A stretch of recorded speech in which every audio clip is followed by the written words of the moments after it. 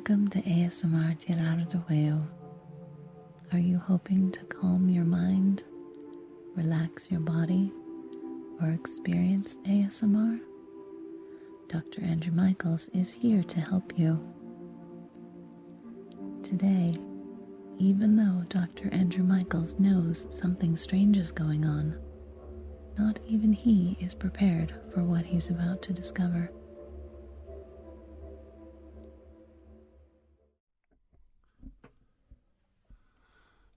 Hello, Dr. Andrew Michaels.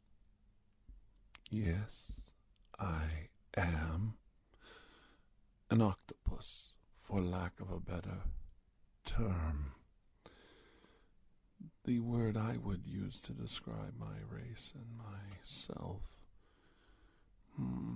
Octopus fits quite nicely. Good enough for you. Good enough for your people. But if I was to give you the words that we use to describe ourselves, I don't think you could pronounce it. But that's fine. Does it really matter? In the end, I am here to discuss my people and our cause with you. I know you are not a true elected official of your race, but I think you will stand in quite well to represent them and hear what we have to say. I have your assurances that you will dispense this knowledge on a need-to-know basis, of course, amongst your people. Good. My race is not long-lived. No, we only have a lifespan of 5 of your years. But we speak psionically through our minds to each other, much in the same way I am talking to you right now. The human visage you see in front of you, the close approximation of the human mouth, why, that is just me talking, making you think you're hearing the words, yet you're actually hearing the words inside your mind. I know you can relate to this, Dr. Andrew Michaels, and I'm sure you can convince my receptionist of the same. Though she thinks I am human, she knows now that I am not. Her boss is not an alien as you thought. Her boss is a creature of the ocean, a race long lived. We evolved hundreds of millions of years ago, before the first great cataclysm, something you would call a life die-off. You might have seen it in the fossil record. I believe your people are aware of some of the great die-offs in the past. These die-offs were caused by an alien race that came to Earth. They challenged our people. They challenged us to a war of certain parameters, and winner took all. We were a highly evolved, intelligent species. We had our own society deep in the oceans. Some of us had already begun traveling amongst the land and exploring this new part of the planet, yet we were always at home in the ocean, and that's when they came. Oh, and they found us. They caused earthquakes, tremors, storms to announce their presence until we announced ours. We were alone back then, the only race of our kind, a sentient being on the earth. To be alone, to be the first intelligently evolved creature on such a vast planet as Earth, was quite a thing for us to come to grips with. And then to find out there was alien races somewhere else, on some far-flung planet, how our universe worked, how the planets were revolved around the sun, how the sun was a star amongst the many stars in the sky. We were very advanced, but we didn't look above. We looked down below. We studied, we dug, we mined. We used the earth as our laboratory, and we had no sense of greater purpose outside of the globe that we lived on. When they came, we were ill prepared, to say the least, to defend the honor of this planet. They chose 5 of their greatest warriors, and we chose 5 of ours. We knew not what to expect. They met us on an island, and we fought to the death. And I assure you, we performed gallantly, but absolutely physically, we failed miserably. All 5 of our warriors were destroyed, murdered, killed. Murder amongst races of intelligence was something alien to us. They murdered these warriors we sent to the island to battle. I must assure you that we were stunned by this behavior. We understood it, but we didn't know that that was what they were going to do.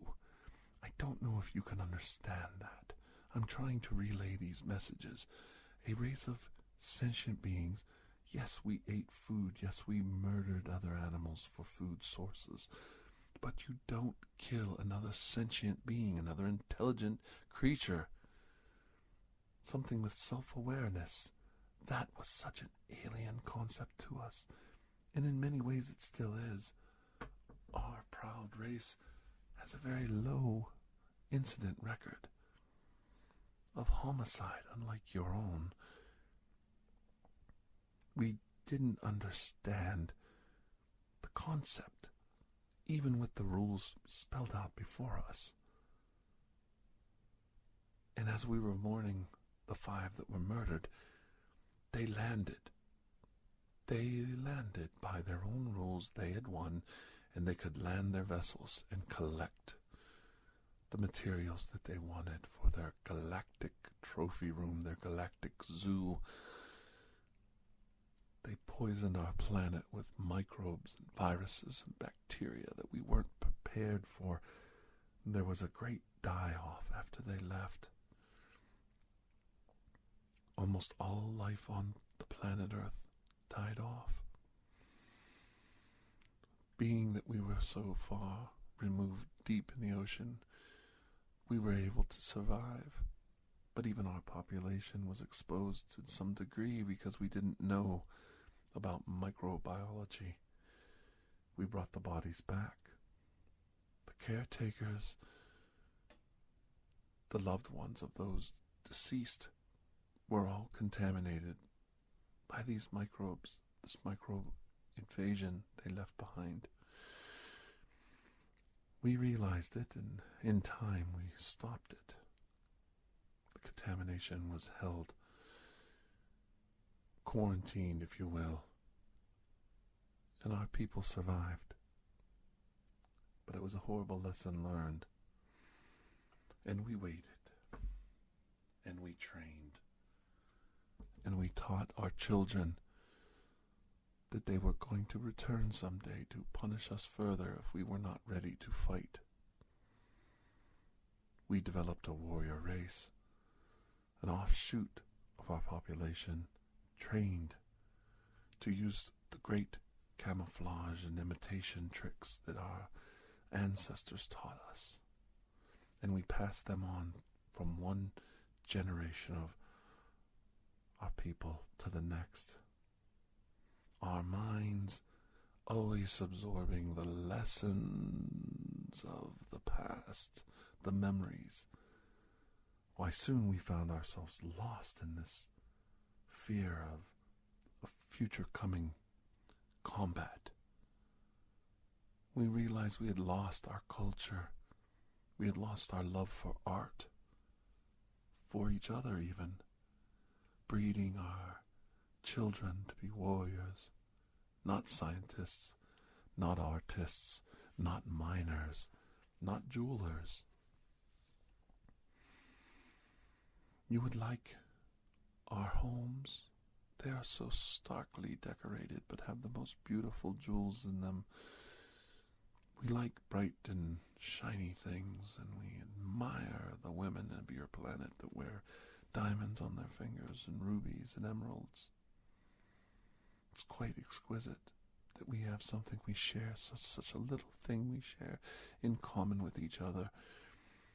Could we find common ground in this small little thing of wearing jewels together? Displays of beauty of the planet Earth on our fingers, in our homes. I ask you this, Dr. Andrew Michaels, and I ask you as one man, one male creature to the next, do you think you could fight a foe you do not know? Do you think you're ready to defend your people against this foe? They're champions, bred long before we ever evolved life from the microbes we came from, pouncing down upon you with weapons so advanced you don't stand a chance. And our own feeble understanding of these technologies, these weapons, these warriors, it's amazing. How do you think you would fare with your ape-like skills, your robotic technologies, your guns, your bombs? I don't know. But I digress. I do not go where my mind should go, and that is to the next onslaught. By then, another race had evolved. The great bees, the great English bees of Europe. You call them English flies, I think, maybe, or honeybees. But these bees, they evolved on the main continent of Europe and found a nesting hive home deep in northern England. When the next storm came, when the aliens announced their presence, when they called out for us for champions, we discovered there was another race, just as old and ancient as ours. This time they would stand with us, side by side. We drew lots, 3 of their warriors and 2 of ours, and maybe with our combined might we might fend off this usurper, this invader, this malicious enemy. Maybe together we could beat them. We fared much better this time.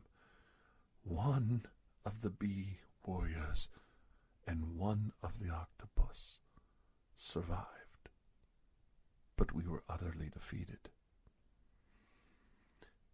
Our warrior only survived because they thought he was dead, and the bee only survived because he had managed to carry 1 of their warriors high enough and kill him with a deadly stinging strike. The sad part is, as the bee landed, clutching the warrior, we realized that they had lost. And as he walked up to challenge the rest, he was disemboweled by the other alien warriors. He could not stand alone against them. Our warrior was too broken, too bruised to help him. And they claimed victory.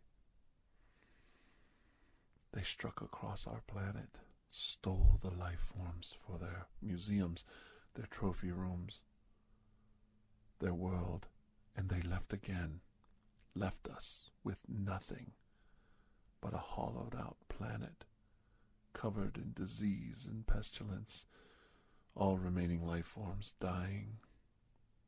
It was horrible, horrible to witness. But yet again, we failed.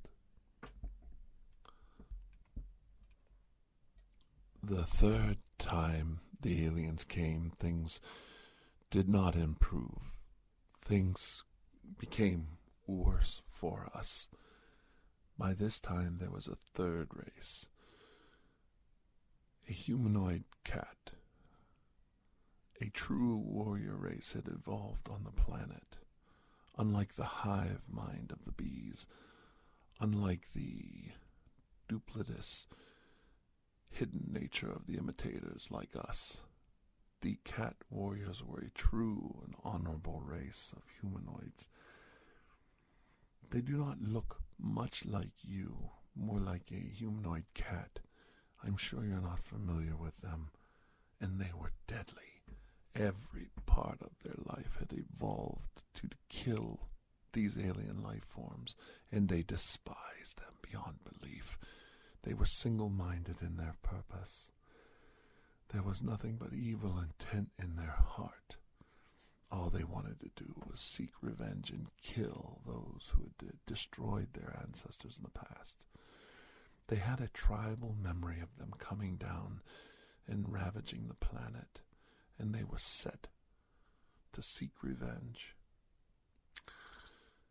We drew lots and tried to convince them to allow one of our warriors each to help, but they refused, and all 5 lots were given to the cat warriors.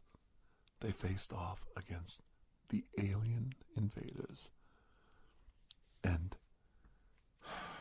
sadly, they were miserably destroyed. Their anger, their hatred, their single-mindedness, they had no experience fighting them. It was like the first time we fought them so many, many eons ago. They were destroyed utterly and without sympathy. Great roars came from their people. They were enraged. They had let hatred overtake them, and the aliens knew it. They were prepared for this. Their experience with past races told them that sooner or later we would try something like this, a warrior race bred to destroy them, and they were prepared for it. They fed off the hatred of them. And with our warriors defeated, they ravaged the planet once more. I tell you this, these shared memories, they're like my memories. My parents passed them on to me, and their parents passed them on to them. We can hook ourselves up to machines, and we can show you the events like a television broadcasts signals to your eyes. And in that way you could share the memory too. But I tell you this, you do not want to see what I have inside my mind. To see so many races, so many creatures, so many plants, so many trees, so many great whales now sucked up into these ships, taken away for food, for trophy, for museums, our planet stripped and then left sick, our planet left helpless, our planet left defenseless. And of course, you know, maybe you know, about the last time They came and they landed on an island that you called Atlantis. They brought the storms with them. This time, instead of landing on an isolated island to fight, they landed on the central, cultural, most advanced city on the planet. They landed in Atlantis. They challenged the Atlanteans, which were not humans, believe it or not. They were marsupial humans. They had evolved so similar to humans that they tried to pass as humans. They even built a city to try to share the technology with the burgeoning early human race and pass on their knowledge to help the evolving human race become part of our global defense system. Now there was 4 of us. We drew lots. We tried everything we could. 1 warrior from each tribe and 2 cat warriors total. And we fought. We fought them down to the last man, a cat and an alien. And we watched our last warrior fall. But this time, we were ready for them. Their ships landed down on Atlantis to strip the city, to take the people, to mock and laugh. But the xenophobic marsupial people were prepared for them.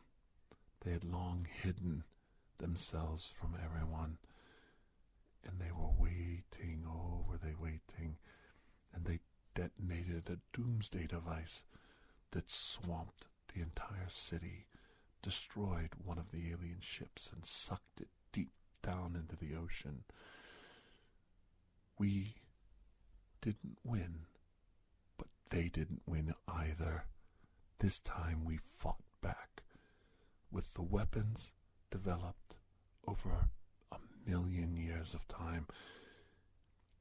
We detonated bombs everywhere they landed, destroying many of their ships. They still took their trophies. They still took their food. They still took their museum pieces. But they didn't get off scot-free. Many of them died in their efforts, and they were angry. They destroyed many cities on the earth, rained down fire, destroyed 9 cities in the Middle East, what you call the Middle East. You might know the story as Sodom and Gomorrah, but it was a time when many, many cities were destroyed by fire from the sky. And so many people died, so many horrors were witnessed, so much knowledge lost, so many destroyed. Our societies were all fragmented. What did they do? Why did they do it? All our home cities were attacked. Our people scattered from their underwater cities. They had broken the rules. The marsupial people had broken the rules. And now all of our cities, our cultures were rent asunder. Millions of years of progress destroyed in a blast of energy. And they weren't happy until they destroyed all of our ancient cultures, scattered us across the planet. We lost so much. We lost so much.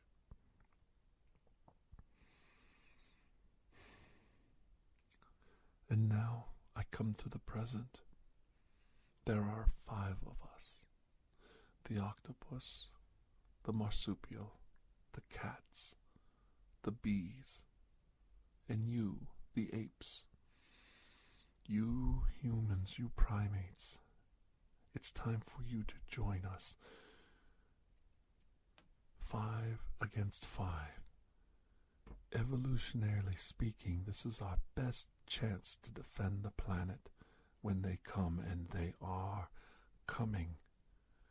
You need to use your technology to build the weapons that we need to fight them. None of our races ever developed the penchant for technology like you did. We need to give you our knowledge, our memories, our shared experiences, and your greatest, sharpest minds must develop the weapons and the technology to help our 5 greatest warriors defend this planet. We have a détente with the aliens. They will not come down and break the rules and take what they want. They will adhere to the warrior code and the warrior battle. You must help us. 5 versus 5. Together with our natural powers and abilities and your technology, we can defeat them and push them off our planet once and for all. And I assure you, they do not like collecting where they lose. They only like to show where they've won. You can make this happen. I know our races are long-lived, but we never had a use or an understanding or a desire to develop technology. Yet your race, with no knowledge of any of the past, except fables of spacemen, fables of angels, fables of demons coming from the sky, your race developed a penchant for technology far beyond anything the 4 of our races combined has ever done. You want to see far away in the distance, you build a telescope. You want to study the stars, you send up a space probe. You build a spaceship. You travel to the moon. You travel to the deepest recesses of the ocean, to the Marianas Trench, that nothing is hidden from you in your eyes. We took great strides in technology just to hide ourselves from you and let you develop independently from us as we gathered our societies back together over these last 40,000 years. They're coming sooner and faster. Their population needs the food source. They need nourishment. They need to prove their young warriors. So many planets have chosen to destroy themselves, then allow them to corrupt them and defeat them. We are one of the few remaining, and the cycle is going to be coming more and more often if we do not throw them away and throw them back now. We must defeat them now, or they will be our slave masters for all of eternity. I don't know if you quite understand what we're dealing with here, but I think you can. I think you can see what I'm saying in your mind. I think my memories, my shared memories from 1,000 ancestors, are now coursing through your mind.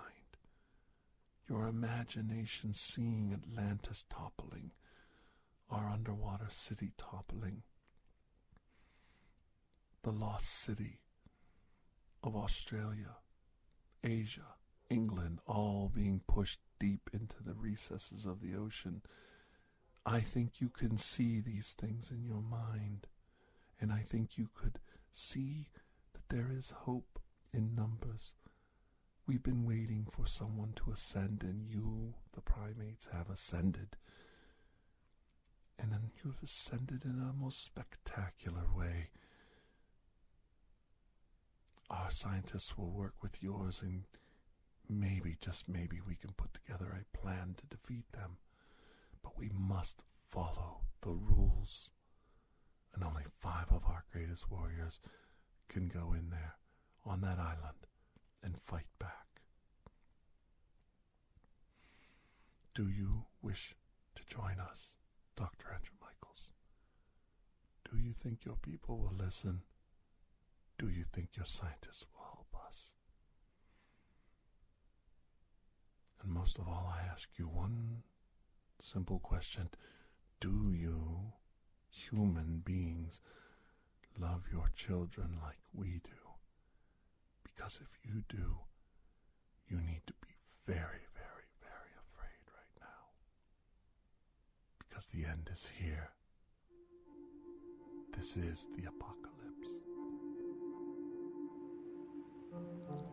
Thank you for joining us for ASMR TirarADeguello. Remember to stay tuned for the next installment of this story, coming soon. When you have a moment, please take the time to rate and review this podcast. If you are interested in additional ASMR content, you may view our library of videos at youtube.com/TirarADeguello. The theme song Atlantis is by Jason Shaw of audionautics.com and is used by permission. Correspondence, including questions or requests, may be sent to TirarADeguello@gmail.com. On behalf of Dr. Andrew Michaels, thank you